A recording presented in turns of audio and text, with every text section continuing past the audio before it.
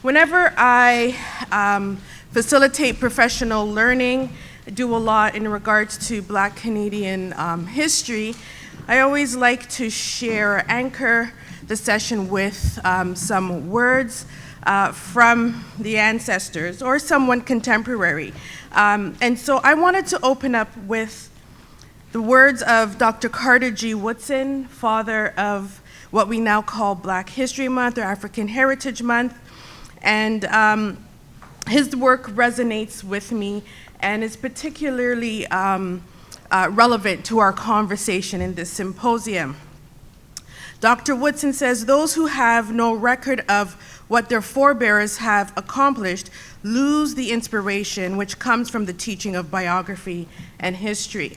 And so if we have even a brief understanding of Dr. Woodson's work and his efforts to ensure that Black people learned about their rich history, their contributions as it relates to African civilizations and the United States, the efforts to ensure that the histories and contributions were part of the American history narrative. We see that that effort is ongoing, and the rationale for that was twofold or manyfold, so that it could help to correct what he called the miseducation of the Negro, that Black people would see the value and the worth of themselves and their heritage and their culture, challenging and disrupting the views, the white supremacist views of Black people and African people at the time. And it is also, again, to disrupt the development of those racist views within white society.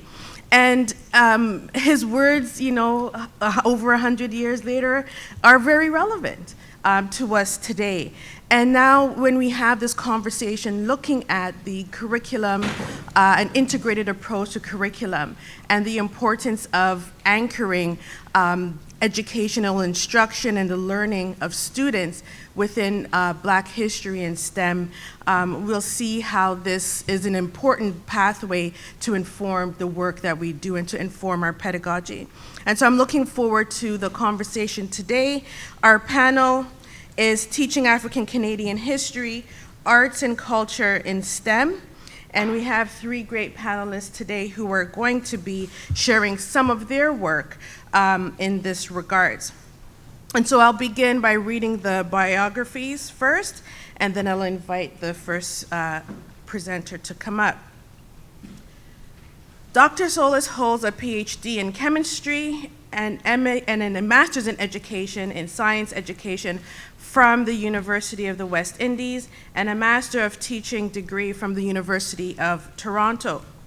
Her particular interest is in science education, unveiling challenges students face in learning space science, incorporating methodologies that facilitate learning, and in particular, dismantling Eurocentric dominance in STEM subjects. Black students are often excluded from science and non-compulsory grades, grades 11 and 12, which automatically erases their chances of a scientific career. Cultural relevance and responsiveness are defined as classroom practices that uses students' cultural knowledges, frames of reference, performance styles, and prior experiences to make learning encounters meaningful and empowering for students. As her scholarship demonstrates, transforming both teaching practice and pedagogical paradigms to reflect the African Canadian heritage and experience are particularly crucial in addressing the needs of Black students in science education. Dr. Solis's presentation is titled "The Importance of Including Black History in the Canadian Science Curriculum." Our second panelist is Graham Nickerson.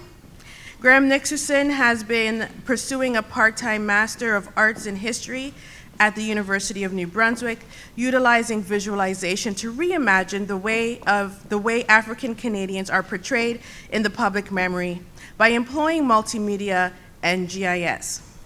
Graham is currently focusing on the network of disseminated sources on Black loyalists to help construct a clearer picture of Black loyalist society. Graham is currently a board member of the Black Loyalist Heritage Society, the New Brunswick Black Heritage Society, and the Tomlinson Lake Hike to Freedom.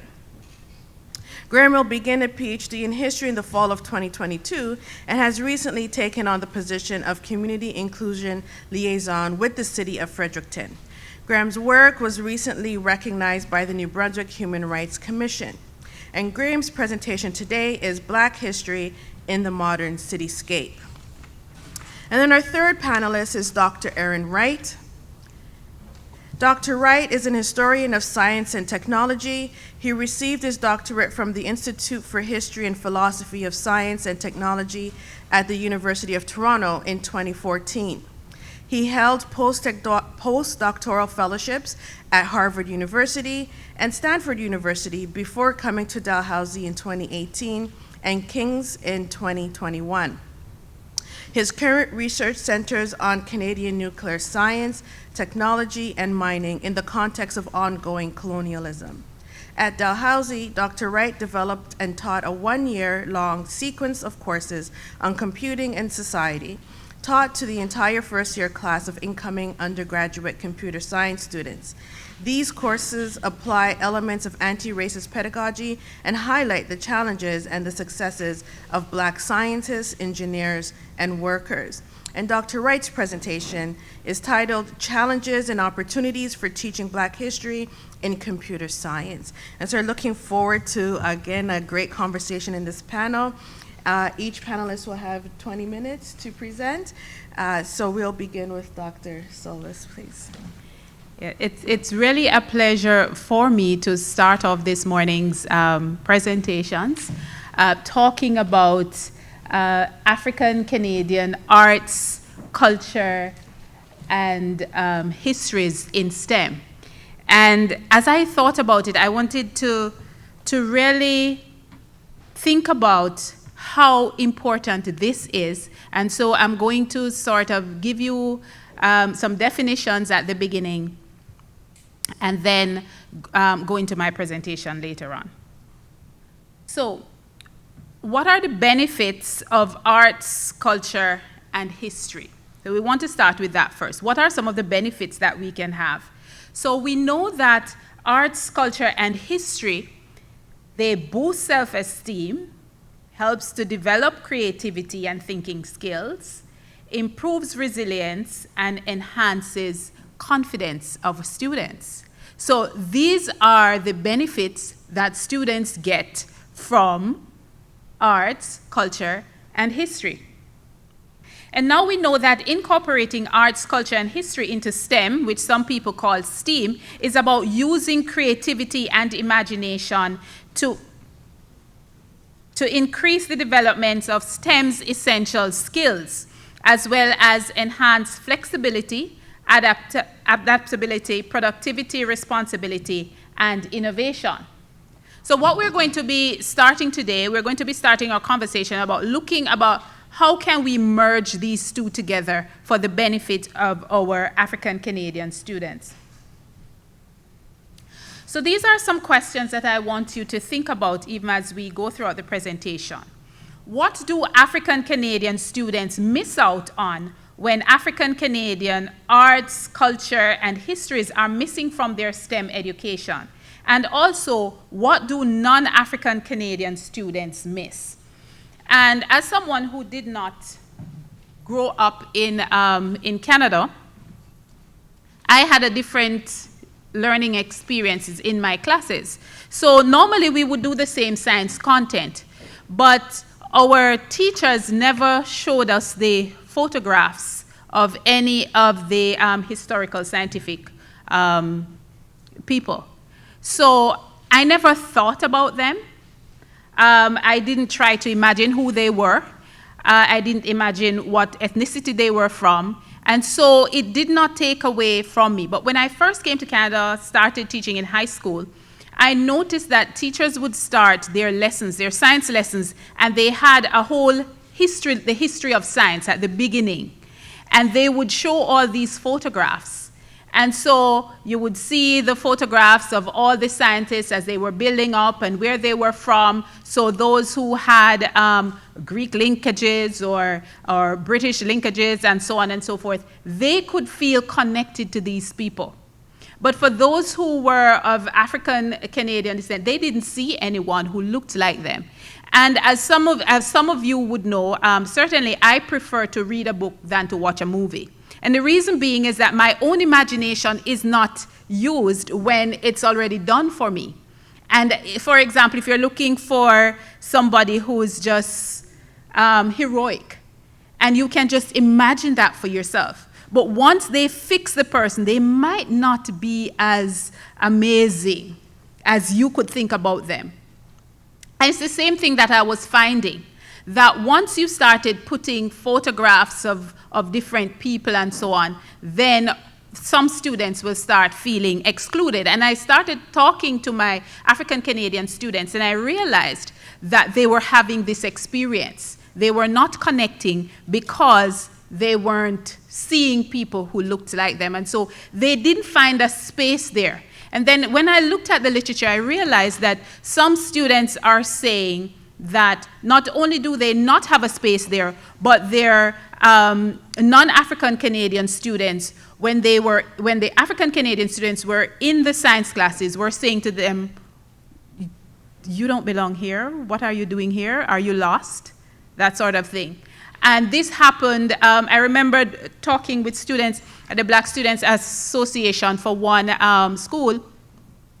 And the Black students, they were saying that they didn't feel comfortable in the clubs for science clubs. Why? Because they always felt out of place and the other students looked at them as if they didn't belong. So as we think about why it is that they need to have representation in their classes, we also have to think about what their peers are missing when the African Canadian representations are missing from the lessons. So here we have photographs of Alexander Bell and Frederick Banting, which we know about because of their contributions to science. And how do we feel? Let's think about how do we feel as Canadians to know that these persons have contributed to our lives as we know it? We feel good about it. We know that, as Canadians have done well in the world in science, all right? So we want to make sure that not just that one group of our students, or African Canadian students, do not feel left out because they don't see this kind of representation. Now, here we have Clotilda Yaminchuk, I hope I said that correctly, and Clement Legueur. We heard about him yesterday. She was a nurse, he was a doctor here in Nova Scotia. How do we think students would feel to learn about these scientists in school? And how could we use these stories of the stories of these scientists to discuss the historical or current barriers faced by Black scientists? We heard yesterday about how Queen's University barred Black students from becoming physicians. So can we discuss those in our science classes? And then when we start talking about why it is that Black images are missing from the narrative, the science narrative, and those who have contributed, is it because they were prevented? And therefore, we can now, as teachers, use some contemporary scientists. So we'll use contemporary history. So the benefits to African Canadian students is to increase representation for them, of course, to provide the science capital that is needed, because the literature shows us that there is a link between students who pursue science and their science capital. All right, so those who have relatives and close friends who are scientists, then they also pursue science. It also inspires, motivates, and encourages and empowers African Canadian students to pursue STEM. But it also benefits our non-African Canadian students because it allows the presence of African Canadian students in their classes to be normalized. It also provides science capital. In my interview of a European Canadian teacher who practices incorporating cultural responsiveness for Black students. She told me about a book that she has about Black scientists, and she spoke about physicists, and they were female, and she said, I am inspired because I'm a female engineer who went into teaching, and I'm inspired by these women who've done so well in science. And she's saying, if I can be inspired as a non-Black female, I can just imagine what it would do for my Black students, especially my female students. So it does provide science capital for our non-African Canadian students as well. It also, as I said, inspires, motivates, encourages, and empowers all students in STEM to have these histories. So let's go now to how we can create spaces for the African Canadian arts, histories, and culture in STEM. Now, I've outlined 4 ways here, and there are other ways as well. 1, we can discuss why historically the voices of African Canadians are missing from contributions to STEM, because we know that they were architects and engineers and so on, because out of necessity, they had to do these things. And we also see from their recipes and the innovations that they've done, they may not have been credited for some of them, but we do know that they did things. 10 minutes? Okay. Also, we can incorporate the biographies of African Canadian scientists as they relate to the STEM curriculum. And I spoke about earlier that we can incorporate some contemporary history. So we can look at Mariam Segei, for example, who is the first Canadian to win the International Junior Championship with science. She looked at quantum tunneling.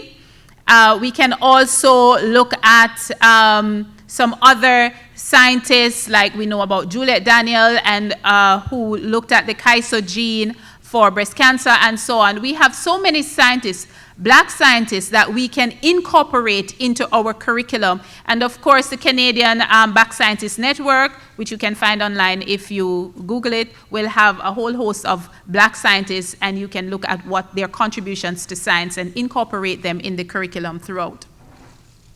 We can also highlight the work of, as I said, of the scientists as they relate to STEM. And another way is to incorporate aspects of African Canadian culture. That means their ways of being and doing in the STEM teaching and learning. So for example, their tendency towards collaboration, so group work and hands-on activities, musicality, kinesthetics. I remember teaching chemistry and using chemistry charades to have the students act it out. And not only my African Canadian students were interested, but other students found that it was very engaging for them to use their bodies to do science. And so not just, as I said, use the musicality as well, have them create poetry and so on. Because I found, for example, when I was learning the periodic table and so on, that's how I learned them. I still, when my daughter was learning her multiplication tables, we played it as a drum because my mom did that to me. We played it on the desk and we walk and we did it to rhythms and so on and so forth. But it's also good for non-Black students as well. So I'm conscious of our time, so I don't want to go too long. So excluding African Canadian arts, culture, and history from STEM hurts not only the African Canadian students, but it hurts all of us. Why? Because we know that we need the contribution of all groups to solve the challenges we now have on planet Earth. And as an Ethiopian proverb says, when the spider webs unite, they can tie up a lion. So if we want to solve all these problems, then we need the contributions of all groups. Also, another quote, there are not more than 5 musical notes, yet the combinations of these 5 give rise to more melodies than can ever be heard. There are not more than 5 primary colors, yet in combination, they produce more hues than can ever be seen. There are not more than 5 cardinal tastes, yet combinations of them yield more flavors than can ever be tasted. So there is somebody smarter than any of us, and that is all of us. So let's not leave out our African Canadian students and their histories and their arts and their culture when we teach STEM. Thank you very much.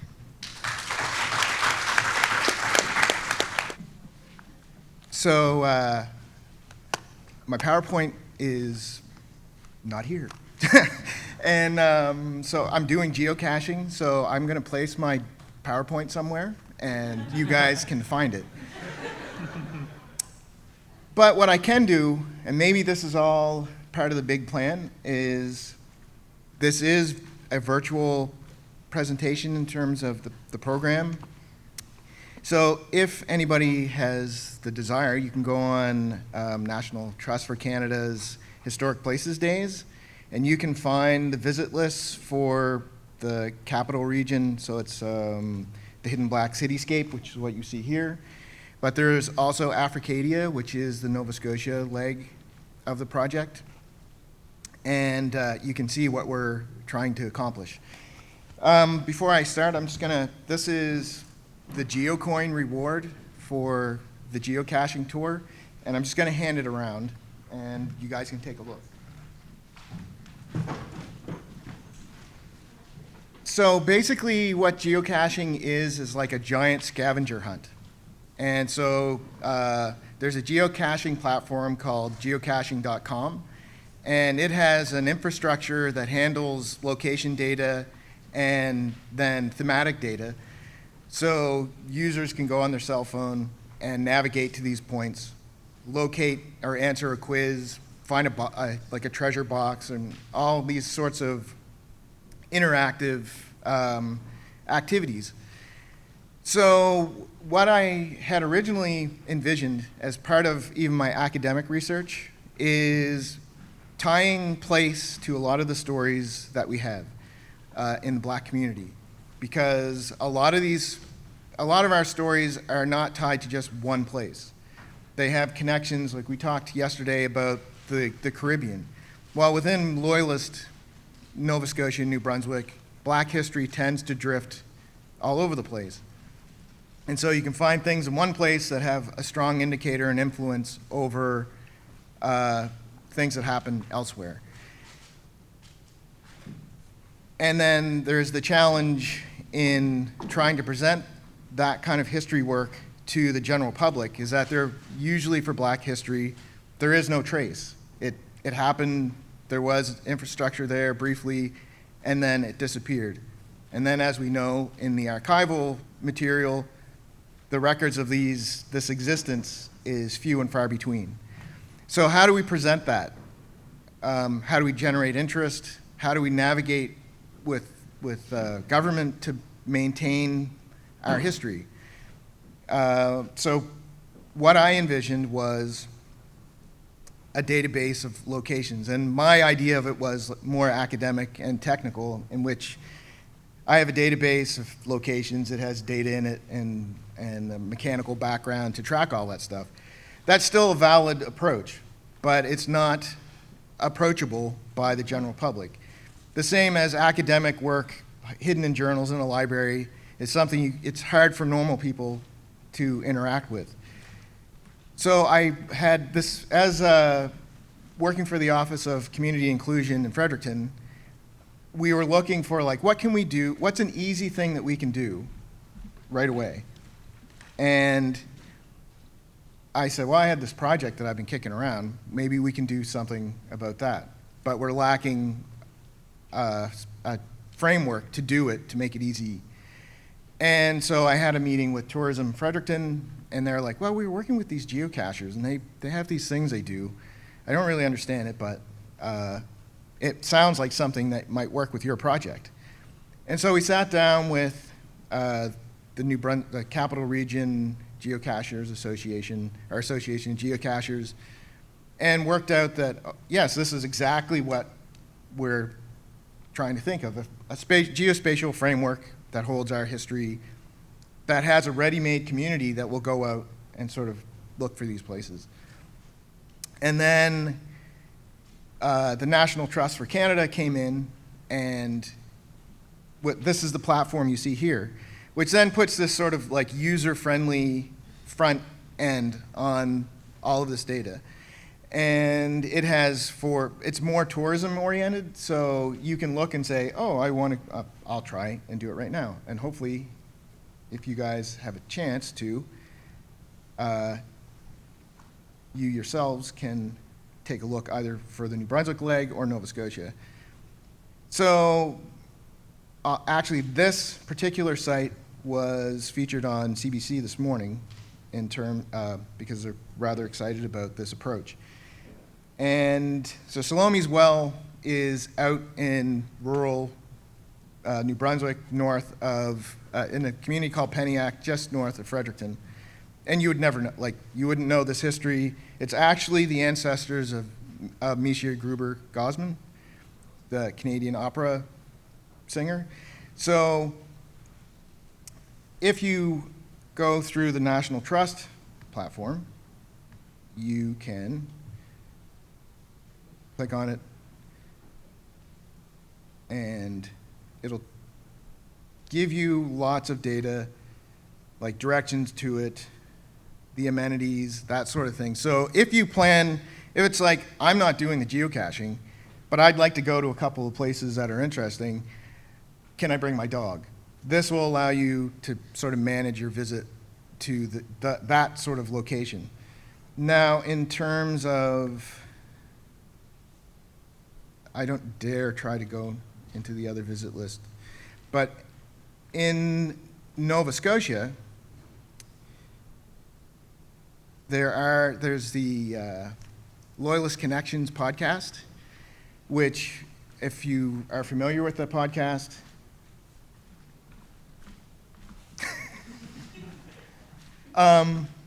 then it covers the history of Black communities in Nova Scotia. So there's a number, like half a dozen or 10 or so podcasts. So there's a link so for like Beach Hill or Beachville, there's a podcast. So if you are driving out there, you can click on the link, the podcast will start, and you can listen to a podcast about that community while you drive out and try and find the community. And the same with, there are some locations that we did in Nova Scotia which are really quite remote. And so, again, as we fill in these things using relationships with other entities such as Loyalist Connections, we build a multimedia presentation that's engaging. And so we did, for the Fredericton region, there are 6 sites. In Nova Scotia, there are 11. 10 of them have geocaches. One of them, because of landowner issues, we weren't able to place a cache. But hopefully moving forward, then we'll try to increase the number of caches that are available, and I'll keep adding sites. And so we're looking for partners to work to expand the network out from the South Shore of Nova Scotia and the capital region of New Brunswick. In that vein, we've been approached by the Southern District of the New Brunswick Department of Education, which up until that point was sort of, that should have been a natural kind of way to go about it, especially you guys are all like, of course, dummy. But yeah, it's the school board or the district has identified, yes, this is a way for us to address the shortcomings that we know we have in Black education.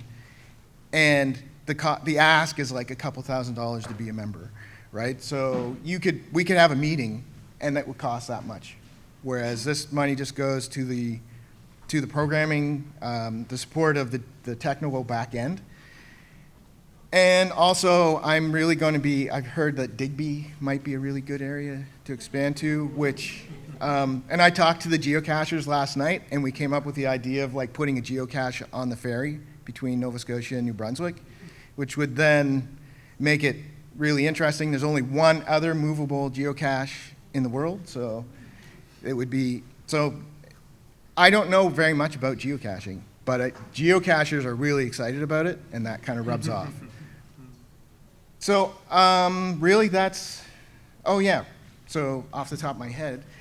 So two things that have come up from this project that have a wider significance in sort of the work that I'm trying to do academically. How much time do I have? 10? Oh, okay. Disney Chapel. Anybody know Disney Chapel, Yarmouth? I know you do. So Disney Chapel is one of the sites on the Nova Scotia leg. Disney Chapel was built in 1870 by Reverend Disney, who was tied to the black community in southern Ontario, who up until 2 days ago, I made the statement of, oh, all the blacks moved away, and I was told of my ignorance. So, but that's the beauty of black history, is like we all think we know it, and then you say something and someone corrects you, and you're like, of course, it happens everywhere. The black loyalists, it's like, oh yeah, they all left in 1792. They didn't. 2,000 of them stayed, at least. And then they disappear from, anyway, I don't need that anymore, so we're good. So Disney Chapel is in disrepair.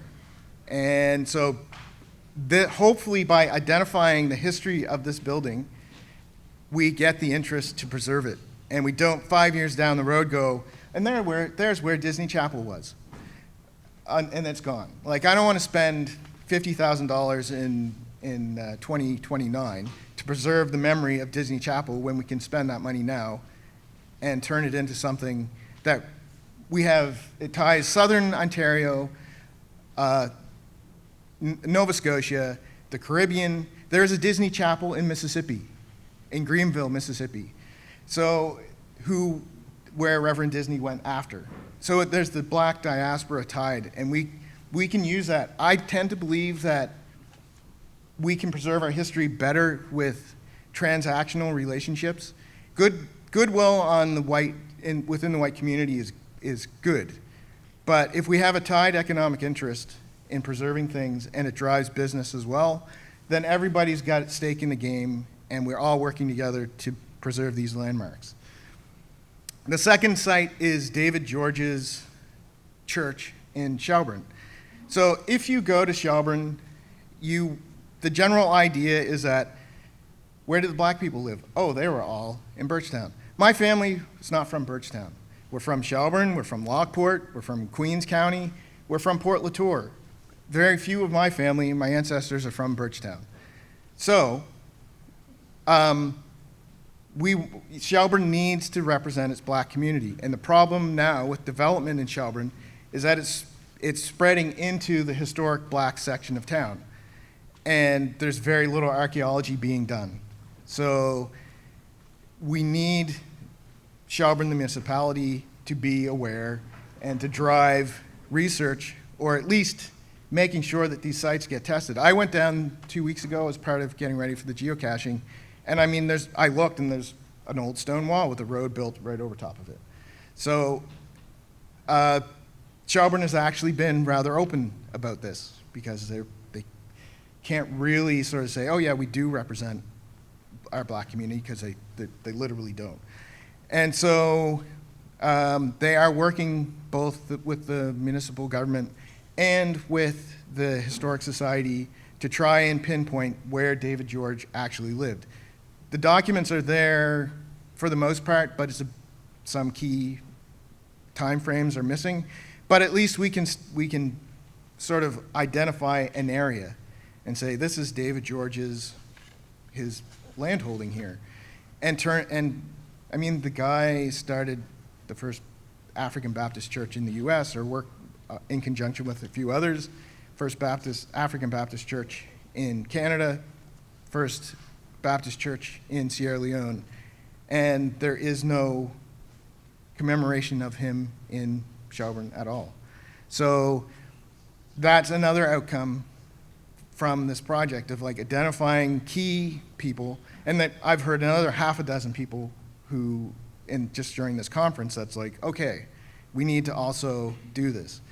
But we don't have $2 million to build brick and mortar commemoration for less than I think the budget probably for this thing was around 5,000, and we did almost 20 sites. So with like really rigorous information and frameworks to get you to those sites, give you a very good idea of what's there, and hopefully tie you into local businesses and those sorts of things.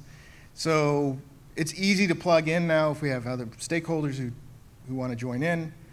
It should be fairly easy to adapt the platform to include those. So in closing, if you are not attending the summit or you have a break in the summit, please do visit historic places and take a look. I know there's a couple geocaches here in the Halifax area. Take a drive down. We have the Black Loyalist Heritage Society's anniversary on Sunday.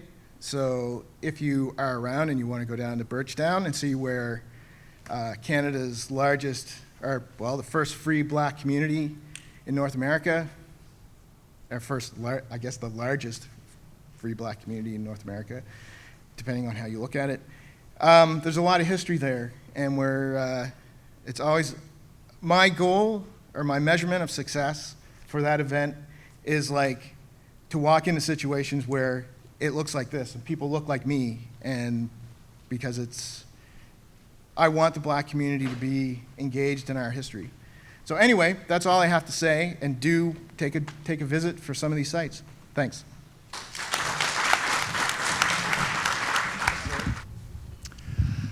Hello, everyone. Hello. Good morning. I'm really happy to be here. It's an honor to be invited. I'm here to talk to you today about some of my teaching. And I want to cover 3 topics. I want to give you a little introduction to who I am and some of the courses I've been working on. And then I want to give you a concrete example of some of the historical material that I've been integrating into my classes and the computer science curriculum.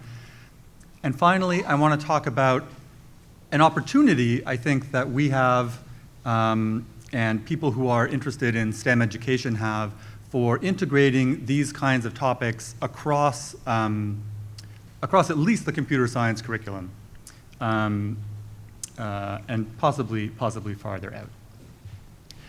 So first off, as you heard before, I'm trained as a historian of science and technology. My current research is on the history of nuclear things in Canada, uranium mining, and I don't have a particular research background in African Canadian history. So I've been learning a lot here, and will really appreciate your feedback and input. What I've been doing here at Dalhousie is remaking a required part of the computer science curriculum, which is a communications component.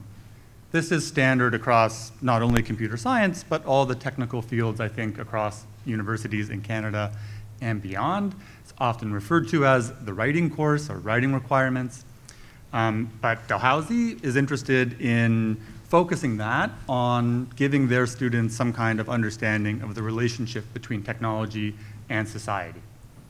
So I developed 2 courses that are required for all of the first-year computer science students at Dal. That's usually in the 400s range of students. And it is, by many measures, the most diverse group of students at Dalhousie. During one term of emergency pandemic teaching, I asked students who were not on campus, none of whom essentially were on campus, to tell me where they were logging in from.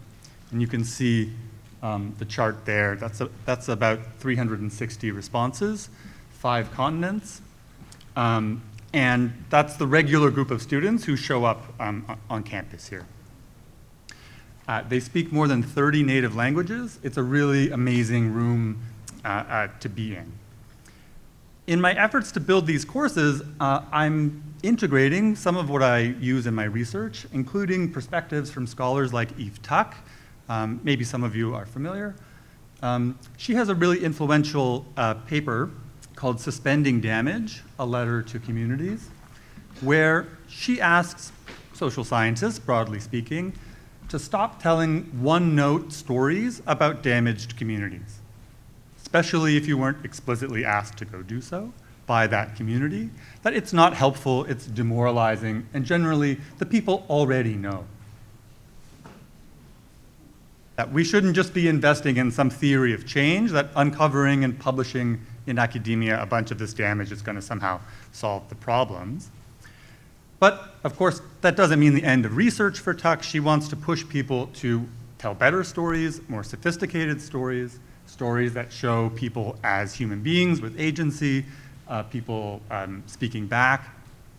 And so that's something that I try and integrate in my research and connect in my teaching.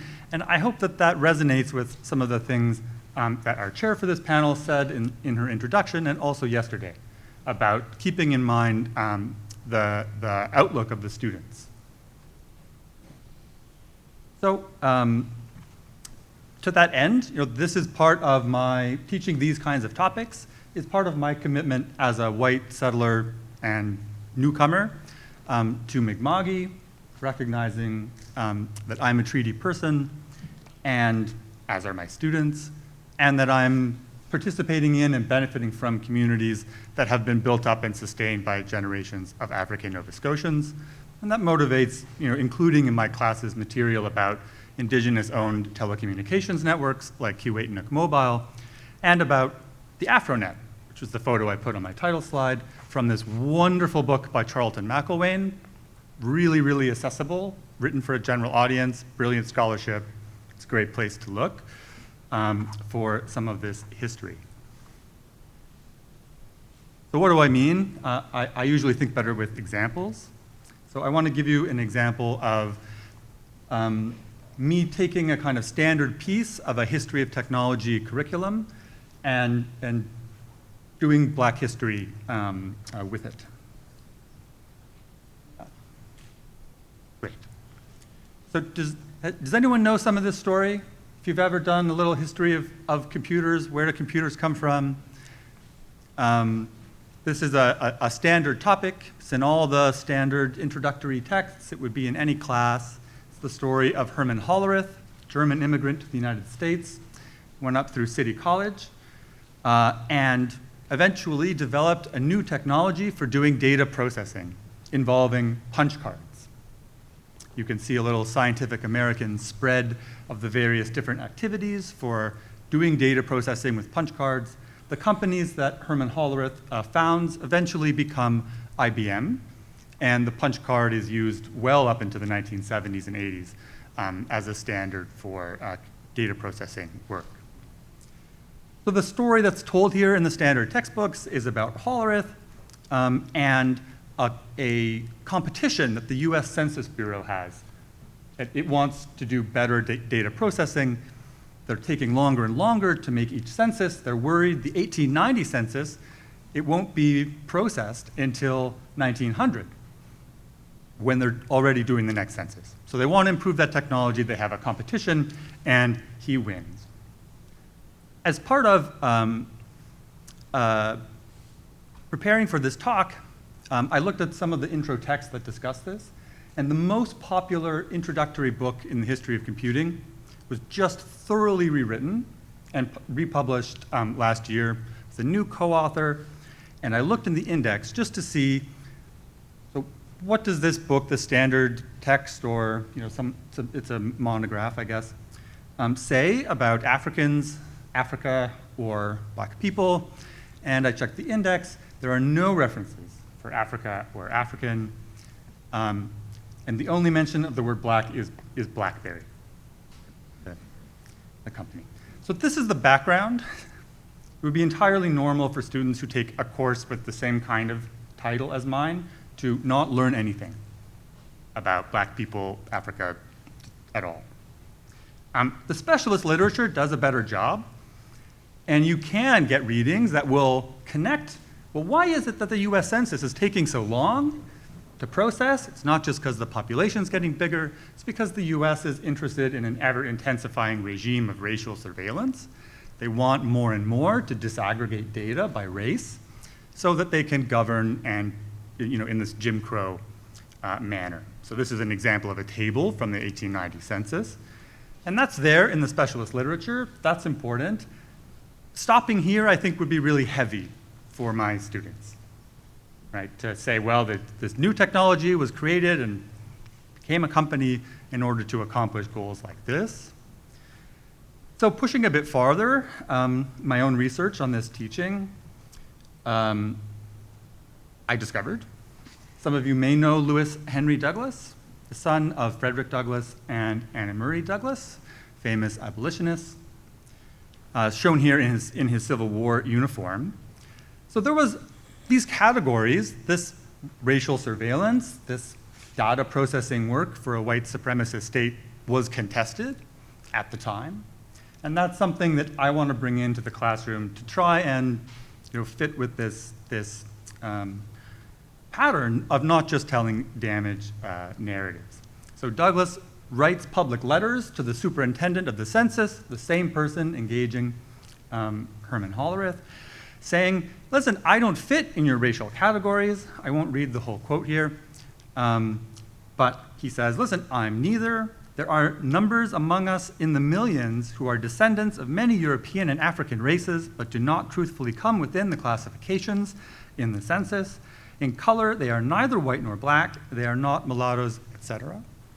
What should we put on our census for us, these millions? And he actually has a proposal, a counter-proposal. He says we should be able to determine how we should be categorized. The people being asked in the census should have the power to determine the categories. And he framed it in terms of fractions, like I'm 1/10 this and 3/10 that, and still a very 19th century way of looking at things. But this, I think, is a really interesting and important proposal. Unfortunately, it doesn't get acted on. So how do I ask my students to engage with material like this? I might ask them in writing or in tutorial groups to discuss how these issues show up in contemporary life. And so some examples, of course, of contested categories. Who gets to do counting? What are the categories, right? Is it a community that is calling for a certain sort of data to be processed? Who's in charge of it? What happens when communities are not in charge of data about them? Right? These, I think, are really live, vital issues for all of my students. But it's also, I can present this to them as an example from here and ask them to reflect on what that looks like in whatever community they feel most connected to globally. Thank you. So there's a lot more to say here, but this is an outline of the case study that I want to present to you today. Left to right, you see Herman Hollerith representing the kind of standard historical topics. The example of racial surveillance, important and difficult topic. Bringing in someone from the time, a historical figure contesting that sort of surveilling and data practice, and then connecting to contemporary debates and discussions.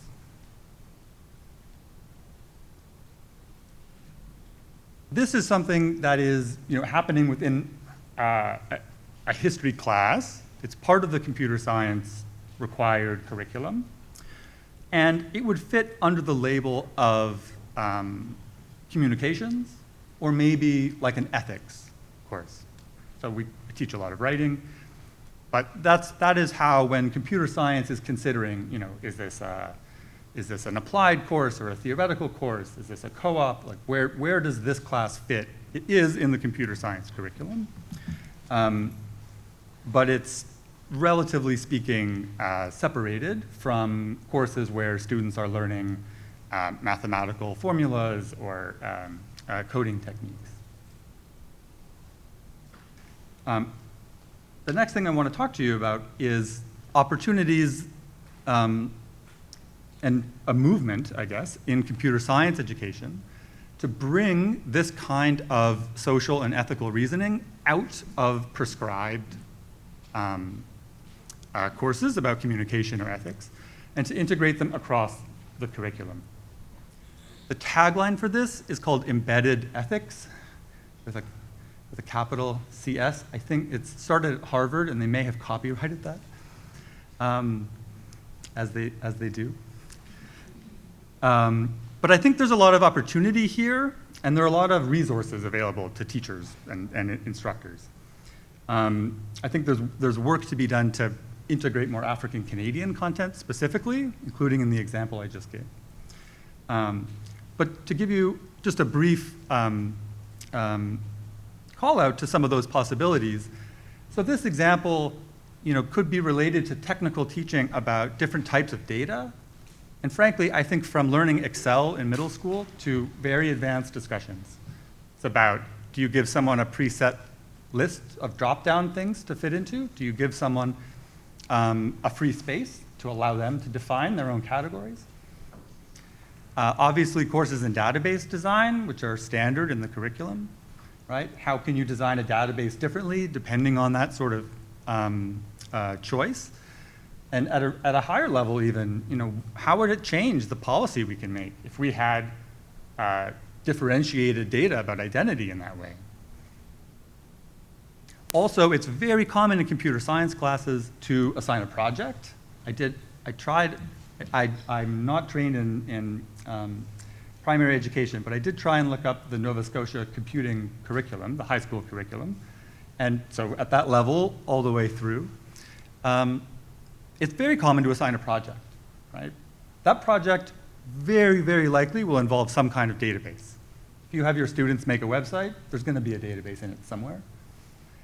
And this example is also about a software development cycle, right? Who gets to make the categories? Is it the teacher? Is it the government? Is it the programmer? Is it the community members, right? If you're going to take data, personal data about someone, how much agency are they going to have? And there's an opportunity here to train people across a curriculum in different ways of relating technology to society, right? Outside groups. So part of my goal in the coming year is to take this case study and actually develop it in this context of embedded ethics. As I said, started at Harvard. It's being developed across several universities, including MIT. The University of Toronto is remaking its computer science curriculum so that they want every computer science student to be doing 2-ish modules about ethical and social reasoning just in their regular classes every year. And almost all of the materials about this are Creative Commons licensed and openly available. There's work to be done to shape these sorts of activities, but I think there's a lot of opportunity here. And I'm hoping that something like this will provide one example with explicitly African Canadian, African Nova Scotian content in those kinds of repositories, which are in fact being used all over the world. So Toronto, for example, has explicitly modeled their program on Harvard and adopts some of the modules that Harvard developed and published. But in that process of adaptation, I see a lot of opportunity for folks like in this room maybe, to shape how those are adapted here. So in summary, I talked to you today about some of teaching, society, and computing here at Dalhousie. In the context, first of all, of a communications course, of a writing course. This kind of communications and history course is really common. When I was a graduate student at the University of Toronto, I was a teaching assistant for courses like this, the history of engineering taught to the engineers. So it's not only computer science, but this is a very common type of class across North American academia. There's science writing at Dalhousie. I know that they don't just learn how to write lab reports, they also learn how to do blog posts or things like that. And there's, I think, a lot of opportunity here to put Black Canadian history, African Canadian history into these contexts across the science curriculum.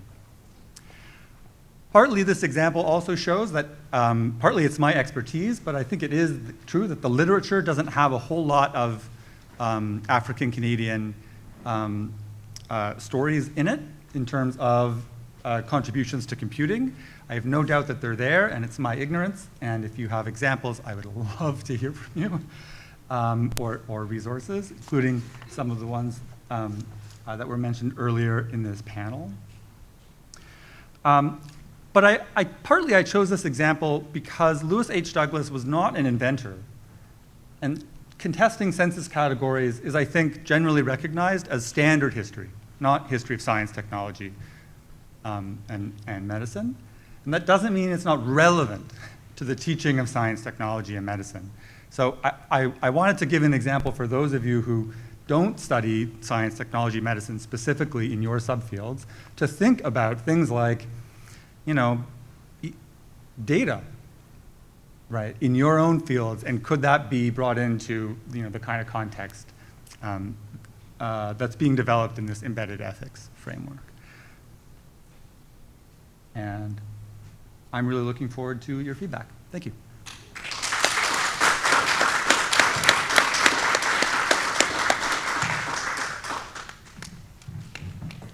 Talking about the importance and benefits of incorporating African and Black contributions for Black students and students of other backgrounds, and the need to interrogate anti-Blackness.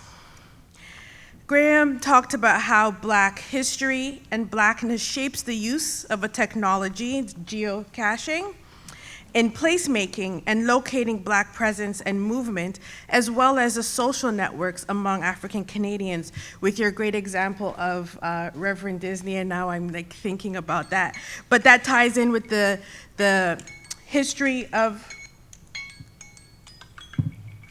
this ties in with the history of the BME Church.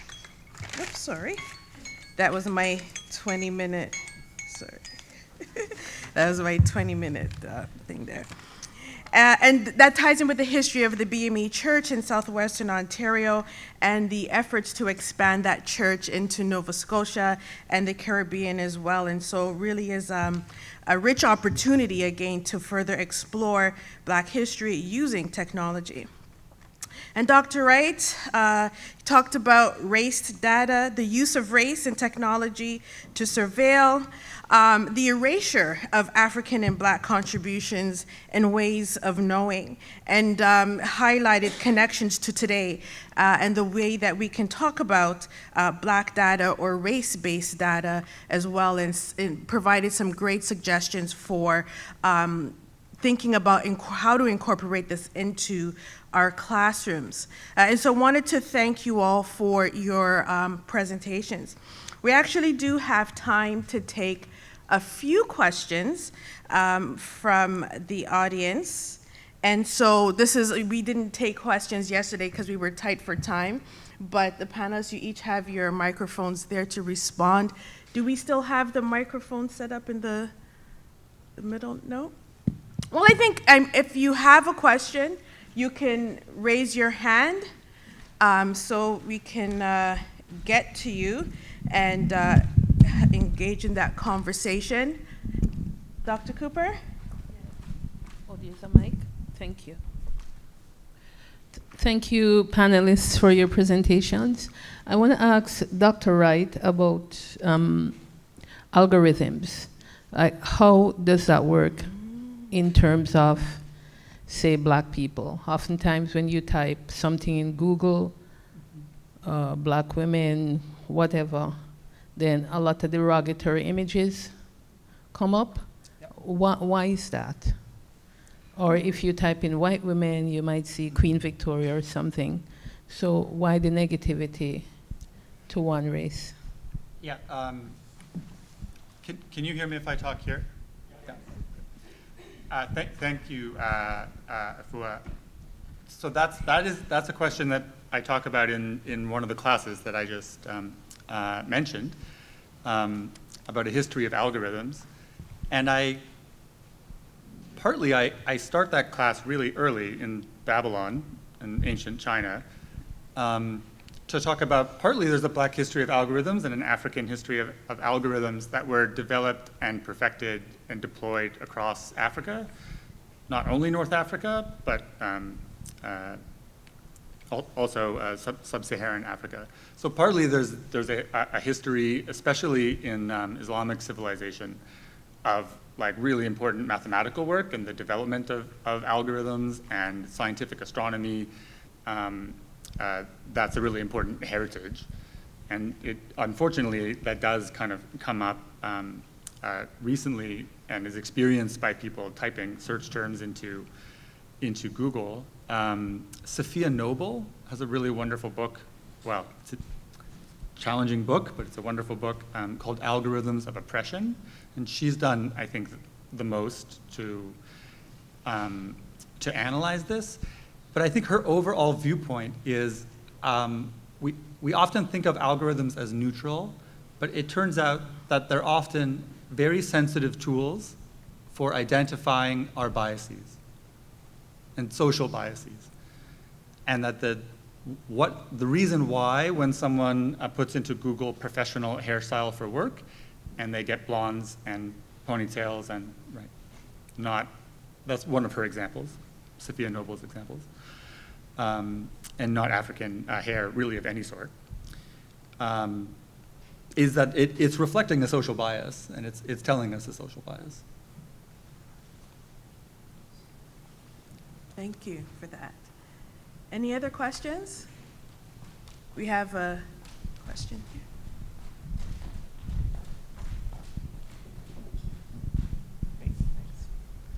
Thanks so much, everyone. This is really exciting for me. I'm a STEM teacher. I teach in the Department of Psychology and Neuroscience here.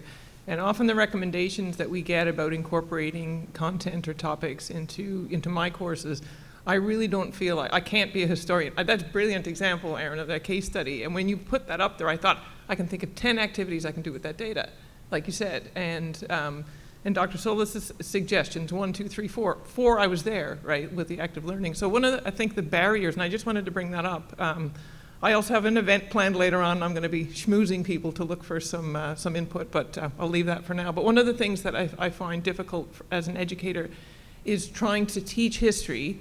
And because if you're a historian or if your background's in humanities, you do this in a way that we're not very good at. And there's only two, myself and Tim, who just hopped out, are the only scientists that I see here. So loads of examples. Geocaching is a fantastic example. I used to geocache with my kids. I never thought of using that. You can piggyback that activity. So I guess what I wanted to say is that I'm really excited to hear these presentations, because most of the things that have been recommended to me from the powers that be, the ones that aren't down there with the students, are things that I don't feel like I have the expertise or to be able to do well. But there are loads of things. I wrote down 4 or 5 ideas here of things that I can incorporate. So if those things are out there, anything that's active learning where we can take something and make it active, that's really easy for me to do as a STEM teacher. So I just wanted to provide some feedback that's been really, really useful for me today, and I haven't actually seen that in any of in the research I've done to improve my teaching. So thanks very much for that.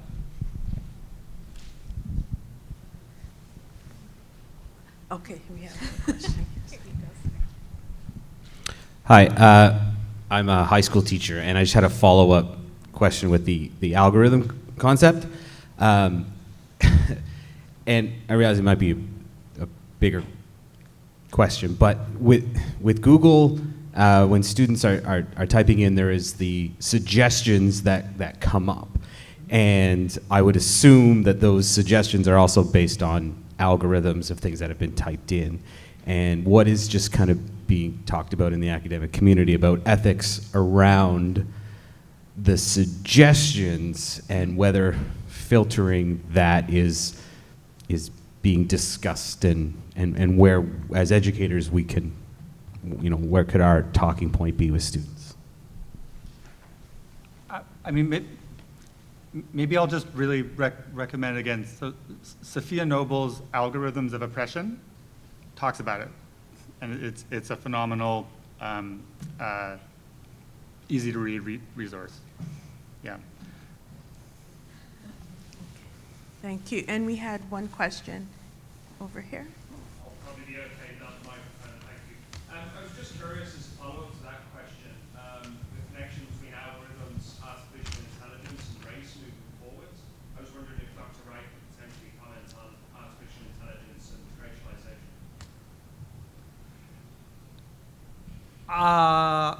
As a historian, I'm better at talking about the past. Maybe when we get to artificial intelligence, I'll know more. But if you're, there is another good resource with lots of discussion about this is the Microsoft AI or AI Now Institute at New York University. It's AINow, I think, .com, where there's a lot of really great scholars and sociologists and reports, policy briefs that are tackling these emerging issues.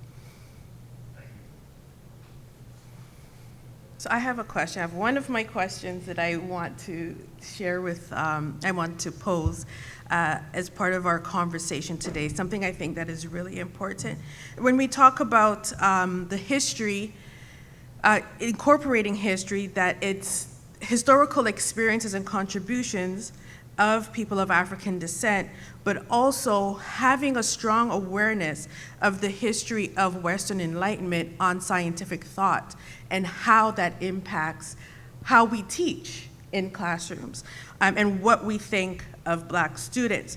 And so one of the things that the conversations that I continue to have with educators as well is to think about the interconnectedness of race, math, science, technology, and to look at it in terms of two areas: engaging Black students in these subject areas, providing the support to navigate these often heavily white and Asian coded spaces, and combating the deficit negative perceptions of Black people and Black students held by teachers, by society, by fellow students in regards to Black intellectual capabilities and African and Black contributions to these fields. So I see that there's, why is it important for us as educators at whatever levels that we teach to think about these two strands? So we have the student component in terms of Black students, but also, as Dr. Sola says, non-Black students as well. There's also a consideration there, but then there's also the body, the field in terms of science and technology, and how, as you mentioned with your recent review of the new textbook, there was no inclusion or acknowledgement of Black and African contributions. So what are any thoughts around the importance of looking at these two things in tandem as we seek to improve the engagement of Black students in these areas? I know that's a large question, but. No, I don't know. I think I'm hearing you say that you are thinking about how we look at Western science as opposed to traditional Black ways of doing things, and how that would... Yes, and how that Western ways of doing things inform science education, what we know about science, right? So it's very Eurocentric. So that informs what we know about science, but also who we think can do science and who has done science as well. Yeah. So that's part of what I'm looking into. Mm-hmm.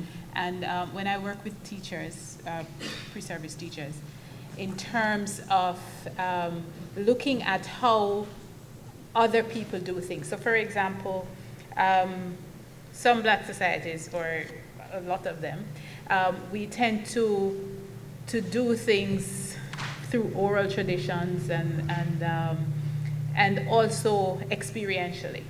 So for example, if we're cooking, we add a little this, add a little that, taste a little this, taste a little that.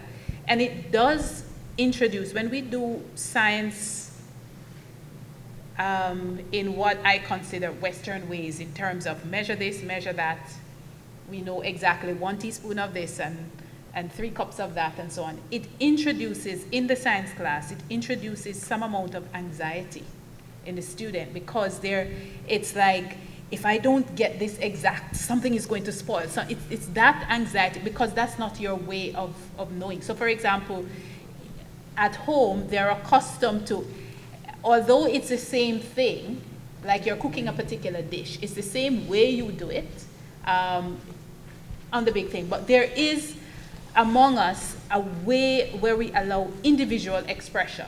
So we might be doing black cake or whatever, but each person has a little ingredient or a little style. Even the way we sing or whatever, where we listen to each other and decide where you would fit, and we harmonize.